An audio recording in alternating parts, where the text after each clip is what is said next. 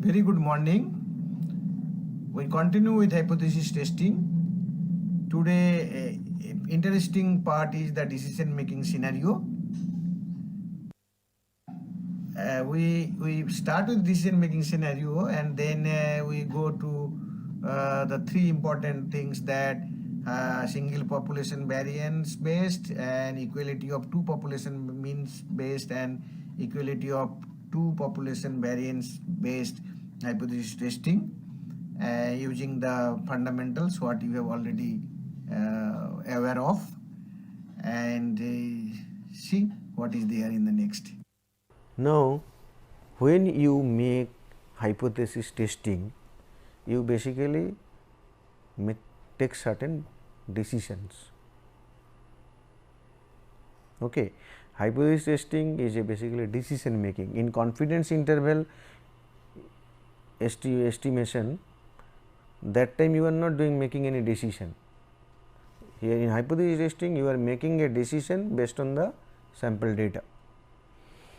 Now, there is possibility that there are four scenarios. First scenario is, you just think like this, that you have considered hypothesis H0 as something, some statement you made in favor of H0. That statement may be true, may be false. Now, if statement is true, that means the hypothesis, null hypothesis is true, then depending on that, based on your analysis of the data, you may accept it, you may reject it. If your null hypothesis is true and you have accepted it, that is the right decision. Again, if null hypothesis is false and you have rejected it based on your data analysis, that is also right decision. Problem comes when H0 is true, but you have rejected it, or H0 is false, you have accepted it. When H0 is true, you have accepted it, that is known as type 1 error or alpha error. Okay. And when your H0 is false and you have accepted it, it is type 2 error or beta error. What is the physical interpretation of this? How do you get the physical meaning of decision making? If you see that manufacturer risk versus consumer risk, getting me? There is a production process, producing something you are producing, and there is suppose some testing like this, and it will be good or it will be bad depending on the test here. Let it be. If it is good, it is going to the customer. Bad, it is going back, means it is rework or scrap or something like this. This is my production process.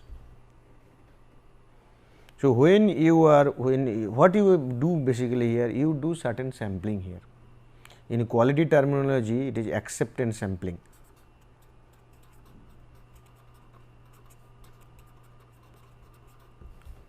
Acceptance sampling.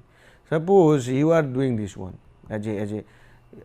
this is manufacturer, you are the customer, or other way also, suppose you are purchasing raw materials, there is supplier supplying raw materials, supplier, and here is a quality control, acceptance sampling. Again, if it is good product going to you, good, but if it is bad, it is again coming back to supplier. All these two places, it is an acceptance sampling case. In the first case here, manufacturer is producing something and there is a sampling, acceptance sampling scheme for the customer. Based on the data, he may accept or reject, that means good or bad is coming based on the data. In this case also, supplier is sending something, manufacturer is testing it, and according to the test, either returning to the supplier or accepting it. Now, In this case, what will happen? Suppose the manufacturer produces the right one, but test says it is wrong one. So, you will your error is type 1 error, because manufacturer produces the right one, and you have not accepted it, type 1 error or alpha error. Fine, this is good, because the produced item has gone back to the manufacturer. Now, suppose what will happen if manufacturer produce the bad one and your scheme accept it, then you will get a bad product. The second one is more problematic, because the bad product goes to the market. It is problematic for the customer, more problematic for the manufacturer also, because next time what will happen, if someone else want to purchase this, as a customer you will say, "Arey, don't purchase, it has lot many problems." So, as a result, what happened here, actually customer do not do this acceptance sampling at the market level, that, but the manufacturer himself do certain sampling here. Once the production is completed, how many to be sent to the market based on certain test. Getting me? So, hypothesis testing is nothing but a decision making, and many times these decisions are very crucial decisions, and you must know what is the alpha error and what is the beta error. Another issue you go through if you find time, that is operating characteristic curve.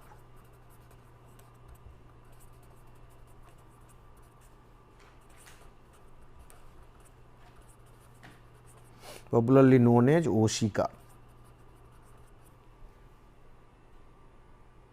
Okay. We say that type 2 error is beta error, and 1 minus beta is the power of the test.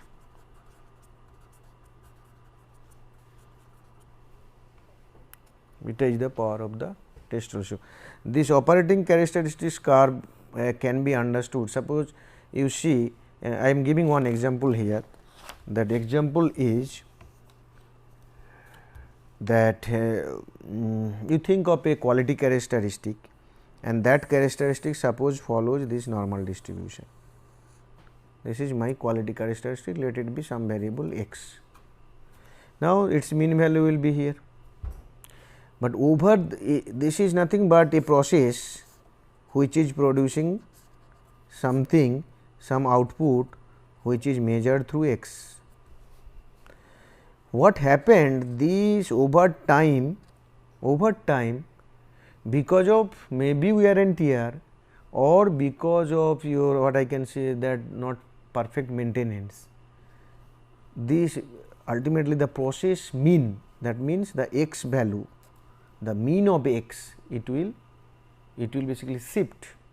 Suppose initially this was my mean value, but because of wear and tear and imperfect maintenance, this mean value may shift in this direction or in this direction, depending on the quality that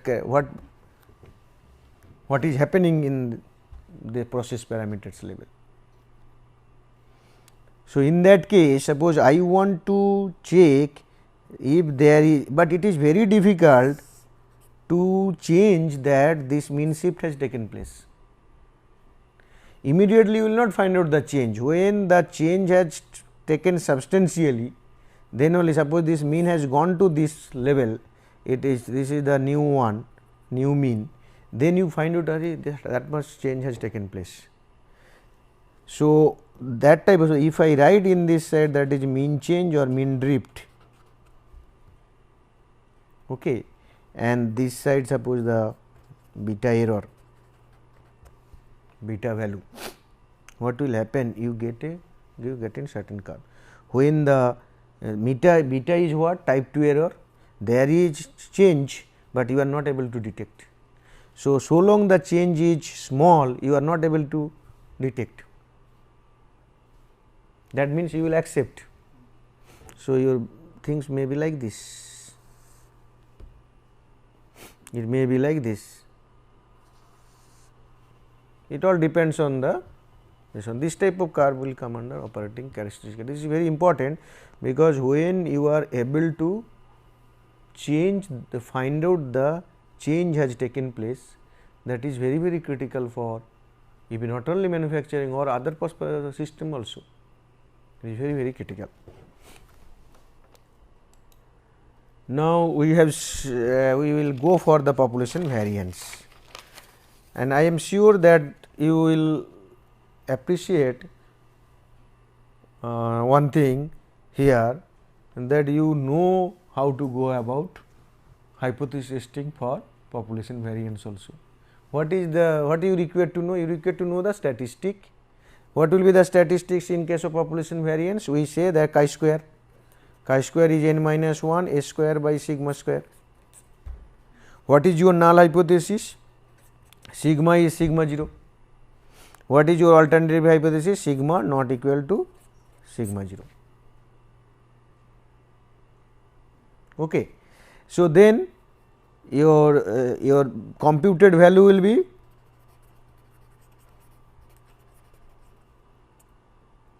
be chi-square computed, which is n minus 1 s square by sigma 0 square. So, as you have taken two tilt condition here also, so what you will do?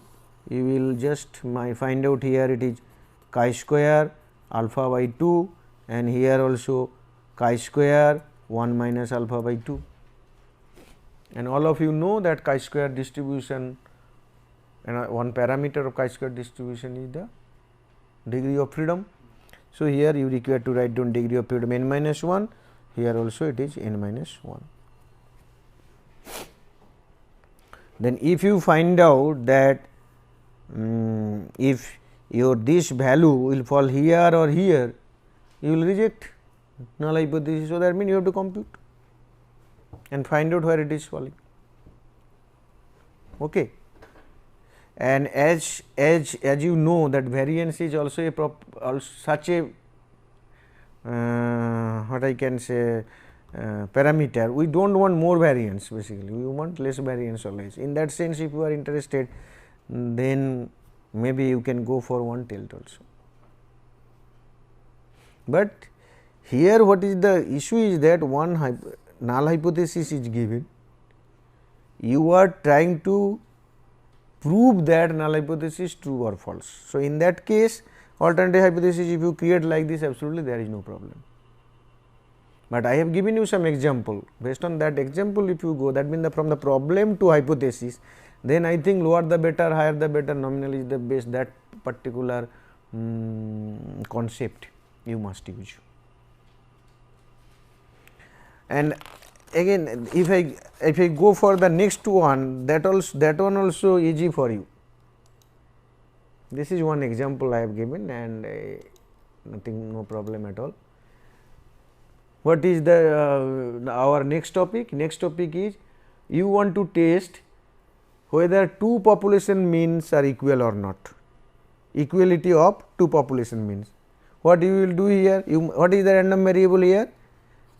x1 bar minus x2 bar. So, this x1 bar minus x2 bar, that will follow normal or z, that is t distribution depending on the conditions. And all of you have seen that x1 bar minus x2 bar minus expected value of x1 bar minus x2 bar divided by that variance of x1 bar minus x2 bar, this follows z. We are assuming that sigma and other things are known, you know z or t, that is that, again no need of discussion further. So, 0 1. Then what will be your here that z computed? If I use z value, then z computed is x1 bar minus x2 bar minus this is mu 1 minus mu 2 by this one we have seen last class n1 plus sigma 2 square by n2, that we have seen. What is your null hypothesis here? H0 mu 1 equal to mu 2. So, that means this quantity becomes 0. So, your z computed becomes x1 bar minus x2 bar by square root of sigma 1 square by n1 sigma 2 square by n2.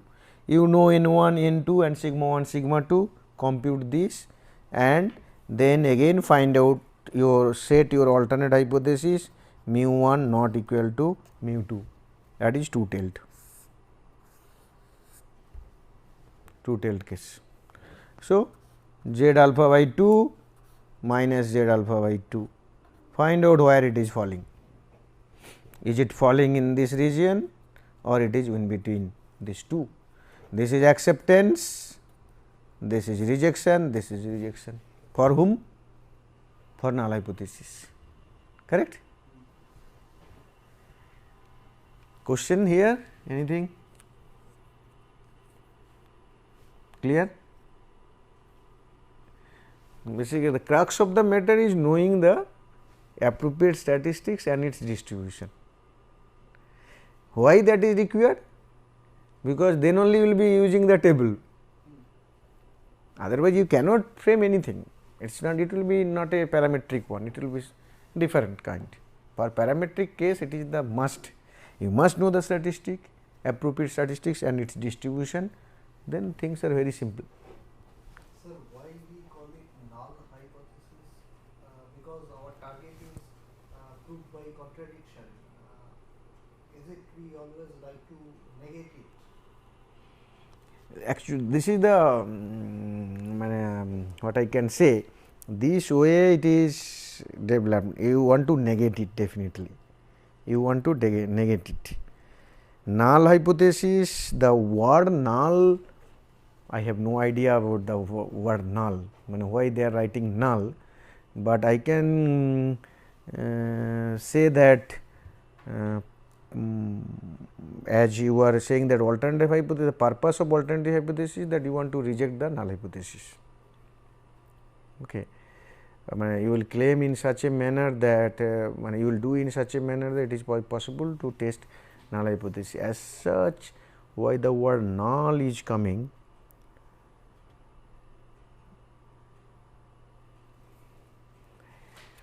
Difficult for me. Okay, so I may see this one later on. Otherwise, this is the general way. This is a very good question. Basically, I think yes. Why the word null is used? I can give you one explanation. Sometimes what happened, I have seen in structural equation modeling, they have taken covariance matrix and then only the variance component they consider and other component they put it to 0. So, I am not 100% sure that null is basically the void or 0. Getting me? So, if this is the case, then when we test, you will find out, you create, suppose you are making z test, then that z test, that z value is 0. If z value is 0, so long your statistics is close to 0, you are accepting this. You are when you are rejecting, you are saying if that my computed value is sufficiently away from 0. Getting me? So, from that analogy I can tell you, because of this 0, you are getting me, because of this 0, because what I am doing basically, I am computing the z value, that statistics value. I know this will follow certain z distribution, where the mean value is 0, because you are testing for mean. So, it is sufficiently away from 0. So long it is close to 0, that means so long within this region, so it is in the null region. If I say null equal to 0, null means void, void means 0, in that sense. I think this may be but one of the explanation, but I am not 100% sure that whether this, I think this can be thought of. This is the example as I told you in last class that the method of teaching is tested and two population standard deviations are given for section 1, that method A it is 5 and method B it is 10. In your confidence interval you have taken these values, but in when you have used S pooled, that time what happened, that time you have assumed that these two values are not different. We are interested to test whether these two values are really different or not, and that is the difference between two teaching methods. No, here we are basically doing the difference between 80 and 70, that is mean difference we are doing, and considering population at 5 and 10. Okay, not that what I said that chi-square distribution here. Now, you come to the special case.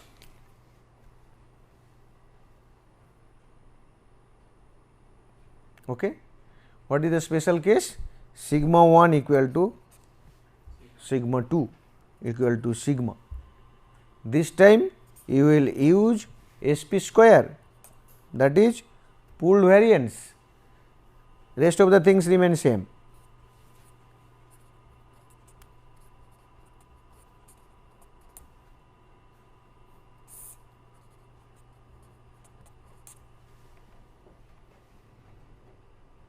And your statistic, that basically computed value will be under H0 mu 1 equal to mu 2. So, if I use t, computed t will be x 1 bar minus x 2 bar minus 0, because mu 1 minus mu 2 equal to 0 divided by SP square root of 1 by n 1 plus 1 by n 2, and go for tabulated t n 1 plus n 2 minus 2 alpha by 2. If my computed t is more than or less than, depending on which side it is, that the tabulated t, you will reject the null hypothesis.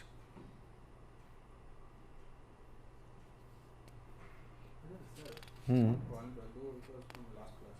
This is just a special case of the Original one. Original one. The original one was the Sigma 1 square by n 1 plus sigma 2 square by n 2. Sir, in general we know that special case should hold the original one also, in other cases. Okay. So what is the requirement of the formulation of the separate type of formula here? Correct. No, because under this special case scenario, what happened actually, all these whatever the distribution you are finding out, these distributions are governed by the number of parameters as well as the size of the sample, all those things are involved there.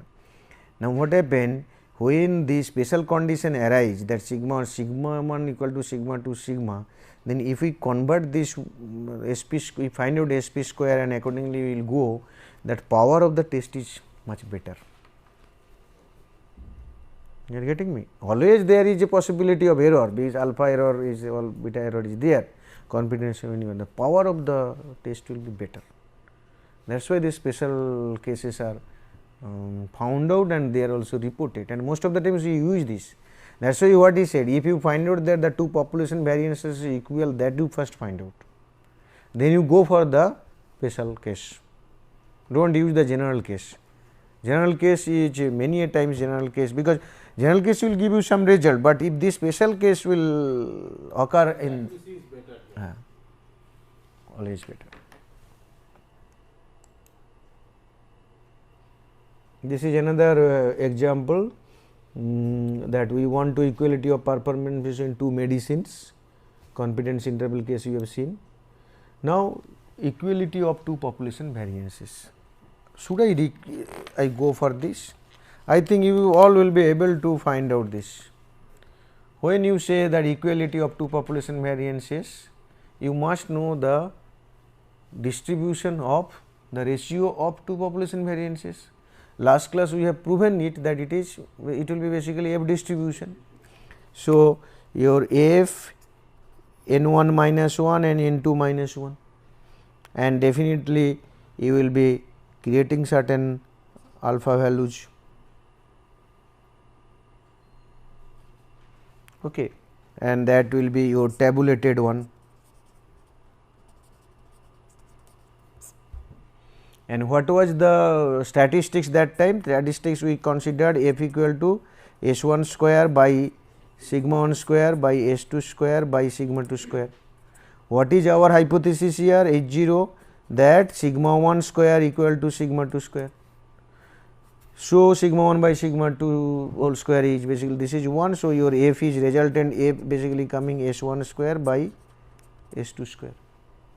So, you want to test with the tabulated value, and if you find that tabulated value is less than the computed value, reject the null hypothesis. Here some special cases also occur, basically depending on the sigma 1, sigma 2, that which one is more, which one is less.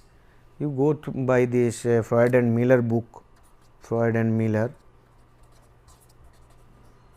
basic statistics, that book, engineering, I think this is basically introduction to statistics. That book you go through, you will be finding out many more cases are there. This is F table, and I told you last class that when the confidence interval as well as this hypothesis testing, these are the some pioneers. Hypothesis was ANOVA, in case of ANOVA, that Fisher has tested so many hypotheses in his many experiments what he have conducted. And for hypothesis testing, this book is good book. This is Excel AD complete statistics. I have seen this book is a very good book. You can go through book, it is a compact one. In addition, as I told you that Freud and Miller, that statistics books also you go through, you will find out that fantastic. So many good books are there, and particularly for basic statistics is concerned, univariate statistics is concerned. Multivariate statistics books, yes, good books are there, Johnson, Richard and Hare et al. And some more books are there, but compared to univariate case, multivariate books are very limited. So, next class what we will do we will basically talk about multivariate descriptive statistics.